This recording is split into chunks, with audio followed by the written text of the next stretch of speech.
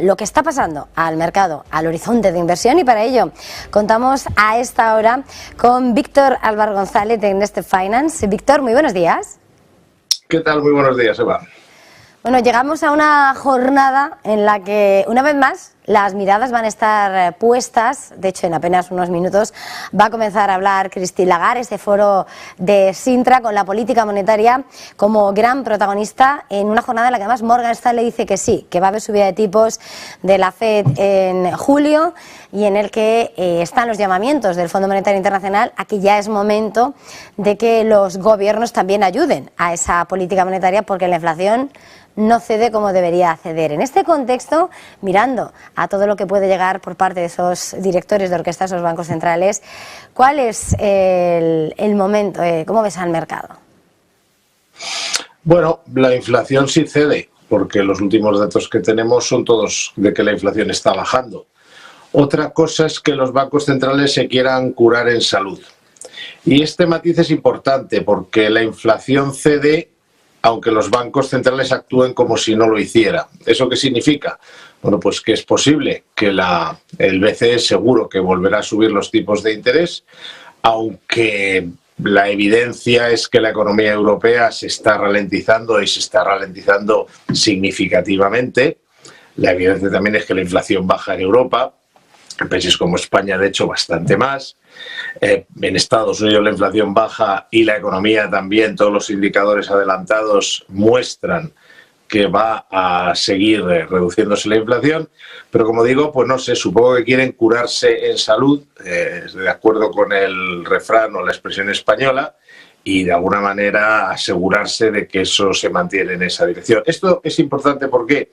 Porque estamos viendo una cierta separación entre los bancos centrales y los mercados. Es decir, la Fed no hace nada más que amenazar con nuevas subidas de tipos, le da igual que baje o no baje la inflación, pero los mercados tampoco se lo están tomando muy en serio. Es decir, no estamos viendo claramente un techo en los tipos de interés a 2 años, en los tipos de interés a 10 años de los bonos americanos, es decir, no están ni de lejos a los máximos a los que han estado, y si te fijas y no consigue superar esos máximos en ninguno de los dos casos. Luego tenemos las bolsas, que están aguantando muy bien toda esa, agresividad de los bancos centrales. Por lo tanto, da la sensación de que, bueno, ellos van a seguir con su película, pero el mercado, en cambio, pues se fija en los datos y ve que la inflación baja, y por lo tanto tenemos que, a la hora de establecer una estrategia de inversión, elegir, en cierto modo, con qué nos quedamos, con los datos y con que el mercado vaya siguiendo los datos, o con el ardor guerrero de los bancos centrales. Pues habrá que jugar con ello. Probablemente sea un equilibrio, es decir, por un lado los datos de inflación bajan, por otro lado los mercados son conscientes de que la inflación está bajando, pero por otro lado los mercados tienen miedo a los bancos centrales, y por lo tanto se queda la cosa durante un tiempo en un impasse, hasta que la fuerza de los hechos, defina una dirección clara. Pero tal vez es eso lo que buscan los bancos centrales. Es decir, no quieren que haya, por lo menos la Fed, no quiere que haya efecto riqueza. Es decir, no quiere que las bolsas suban demasiado, porque si suben demasiado, los americanos, que invierten mucho en renta variable, que tienen muchos de sus ahorros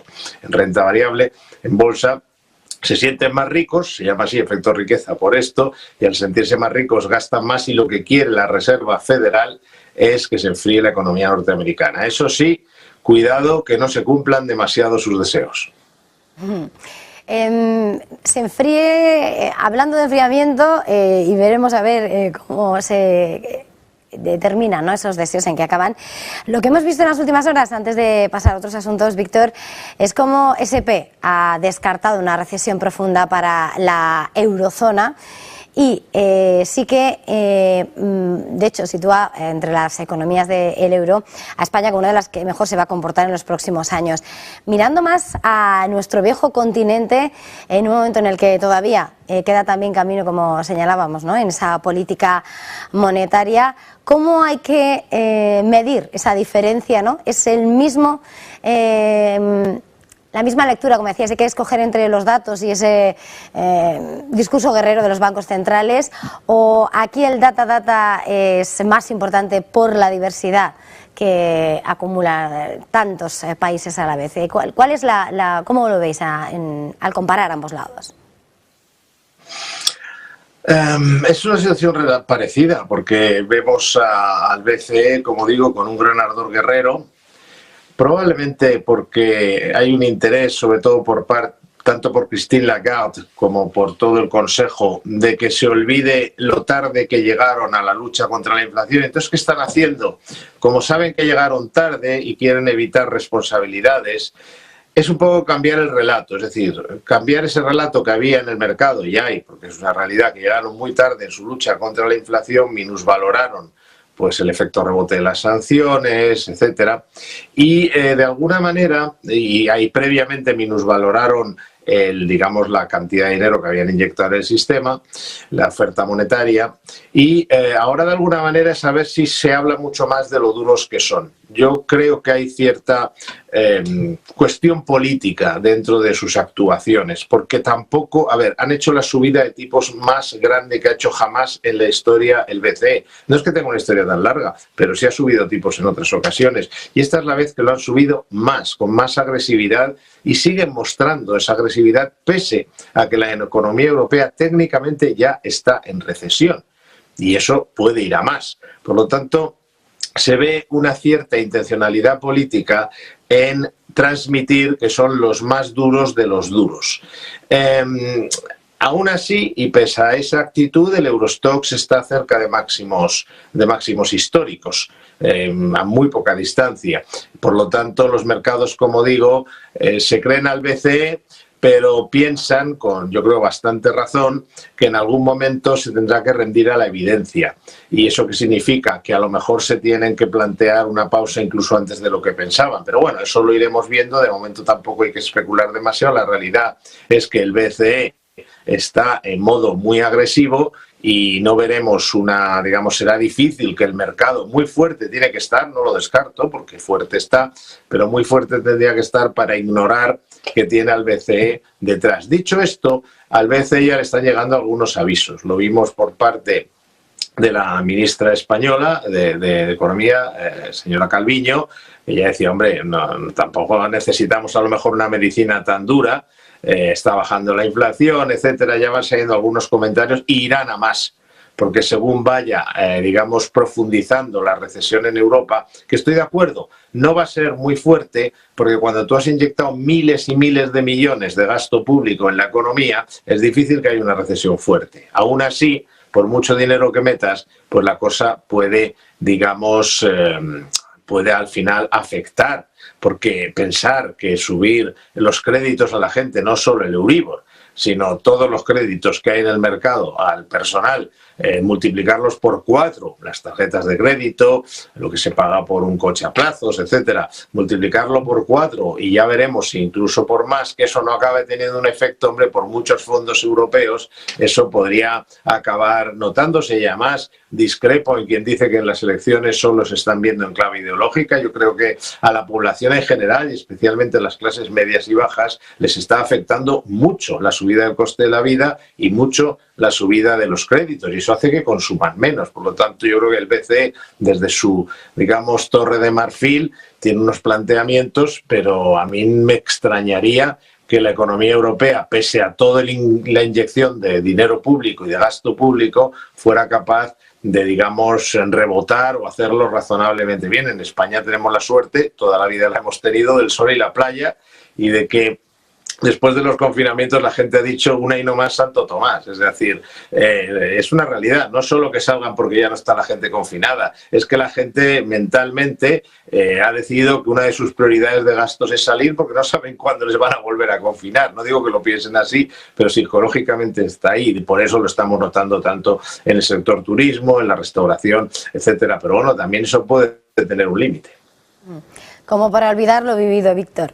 En ese sentido, quería poner sobre la mesa otra cuestión, porque venimos de lo que ha sido un fin de semana de tensiones, en la mirada puesta en Vladimir Putin, en Rusia, y quería preguntarle si existe alguna ventaja en trabajar con Next Step Finance ante una situación de crisis sobrevenida como la que hemos visto este pasado fin de semana en Rusia. Pues sin duda, y además se va a entender muy fácilmente. y es porque nosotros trabajamos con fondos de inversión, pero fondos de inversión tradicionales que llamamos y ETFs, fondos cotizados, cosa que no hace todo el mundo. Trabajamos como asesores tanto con fondos de inversión tradicionales como con ETFs, fondos de inversión cotizados, y lo hacemos también en nuestras carteras gestionadas. ¿Y esto por qué es tan importante? Pues es muy sencillo. Un fondo de inversión, cuando quieres venderlo porque hay un problema, o quieres cubrirte, o quieres comprar oro, o quieres comprar franco suizo, o quieres tomar alguna posición defensiva, lleva un tiempo. Desde la venta hasta el hecho de traspasar a un activo que se pueda beneficiar de una situación de crisis, que obviamente los hay, porque esta es la clave. Siempre que baja un activo, sube otro.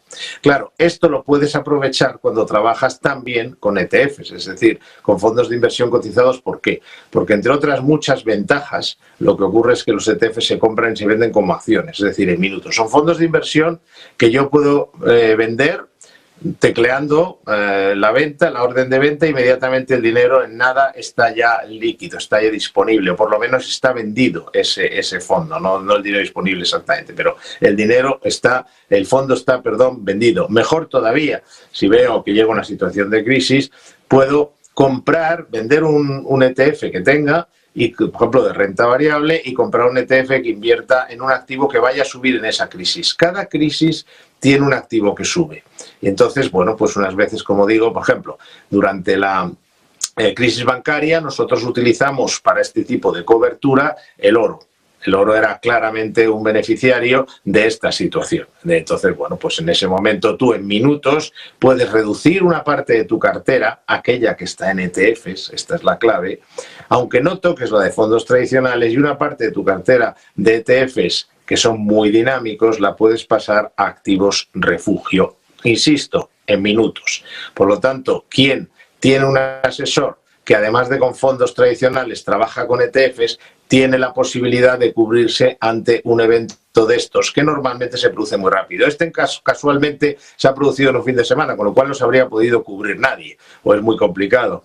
Pero en el caso, normalmente, pero hay muchas probabilidades de que si hay una situación de crisis, pues uno pueda hacerlo porque se produzca, estas cosas se van generando. Esto de este hombre, de este Prigozhin, ya se hablaba el viernes, pero bueno, aquí habría dado poco tiempo. Pero en el caso, por ejemplo, de la crisis bancaria que vimos en Estados Unidos, que se controló, pero que podía no haberse controlado, pues aquello se fue produciendo a lo largo de unos días, en los cuales un asesor que trabaja con ETFs puede avisar a sus clientes para que una parte de la cartera que está en ETFs vaya a activos que se beneficien de esa crisis en concreto. Es decir, sus clientes tienen la posibilidad de cubrirse, mientras que quien solo trabaje con fondos tradicionales no puede hacerlo. Y lo mismo digo en carteras gestionadas. El asesor que trabaja con ETFs podrá cubrir sus carteras rápidamente de una forma muy sencilla, porque no hablamos de derivados, hablamos de un fondo de inversión que se compra y se vende con tanta facilidad como compramos y vendemos un fondo de inversión que invierte en el IBEX. Y alguien dirá, bueno, sí, pero es que si hago esto pago impuestos.